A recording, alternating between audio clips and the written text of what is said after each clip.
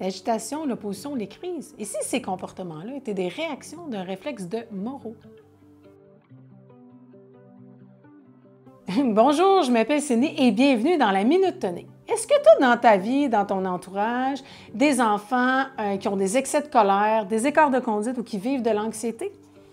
Ça leur arrive d'être rigide, de s'opposer, que tu ne peux même pas terminer ta phrase. Tu ne peux même pas oser proposer quelque chose que tu sais tout de suite que ça va être « non ». Savais-tu que ces comportements-là pourraient être causés par un réflexe de Moro qui n'aurait pas complété son développement lors de la petite enfance et qui serait encore présent? Le quoi? Le réflexe de Moro.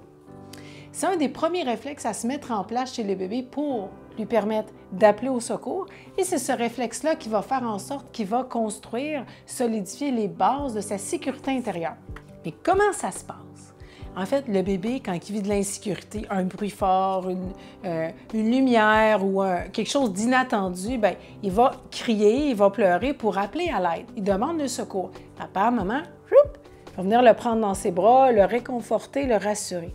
C'est ce contact-là, bienveillant, la chaleur du corps, la respiration tranquille d'une maman qui n'est pas stressée, la synchronisation du battement de cœur qui va faire en sorte que le bébé va s'apaiser. C'est maman avec son contenant de sécurité intérieure qui va permettre, par ce soin-là, cette présence-là au bébé, de nourrir son propre contenant de sécurité intérieure. Au fur et à mesure qu'il reçoit ce contenant-là bienveillant et sécurisant, il apprend lui-même à bâtir sa propre sécurité intérieure pour que plus tard dans la vie, lorsqu'il est dans une situation stressante ou est-ce qu'il sent qu'à l'intérieur de lui, il est déstabilisé, il est capable d'aller chercher ses propres ressources pour s'adapter et passer au travers. Qu'est-ce qui se passe quand le réflexe de Moro n'a pas été assez bien intégré ou pas complété pour diverses raisons? Le contenant de sécurité de l'intérieur de l'enfant est trop petit pour gérer l'éventail des situations complexes de la vie.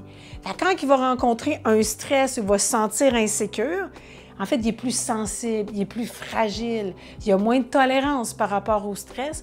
Bien, ça se peut qu'il crie, ça se peut qu'il manifeste sa peur et ça se peut aussi qu'il y ait des réactions d'agitation, de nervosité qui vont jusqu'à de l'opposition et des crises.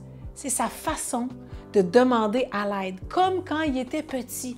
C'est le réflexe qui se met en route. C'est juste que là, le comportement, l'attitude est adapté à son âge.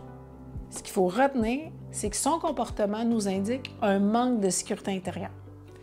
Si tu veux en savoir plus, on a plein d'articles sur notre blog qui traitent du réflexe de Moro. Tu vas mieux le comprendre et avoir aussi des outils pour aider l'enfant à se sécuriser et retrouver l'apaisement. Alors, tu as juste à cliquer sur le lien en haut ou en bas. À bientôt!